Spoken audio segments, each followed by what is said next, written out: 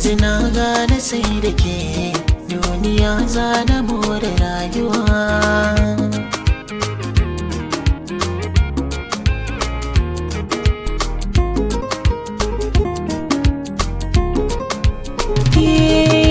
So haɗuwar jini sarai na amince akan hakan kwarai ni da ke rayuwa idan da rai.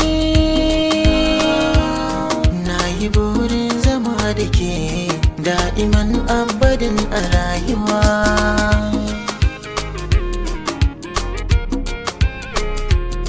Yau garin ke zamo kamar jini ko in ce idanuwan gani, dukka mata basa da kwarjini.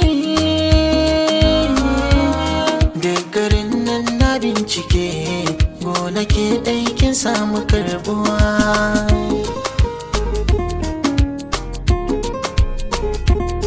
Wanda bai san kini da shi babu sauran shiri a rayuwa. Randa duk na yi gamo da shi Allahu ya san mai za ya faruwa. Ko da sun kai yawan tururuwa duk su taro su zo da yan uwa, a fagen san ki ba na kaduwa.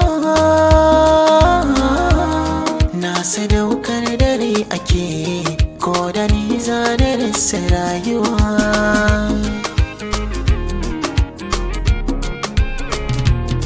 Na kira ki da sarauniyata wacce ke mulkin zuciyata, a yanzu babu wanda ya kai ni gata tunda ke ce masoyiyata.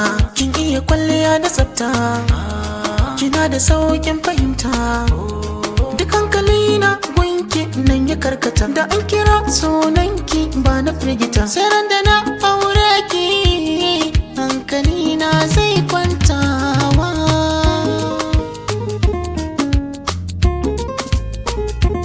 Zuciyata tana ta damuwa kan tunanin rana ta rabuwa, babu makawa ko mai shakuwa. Ba ni fata da ni da ke wanga rana ta zo rayuwa.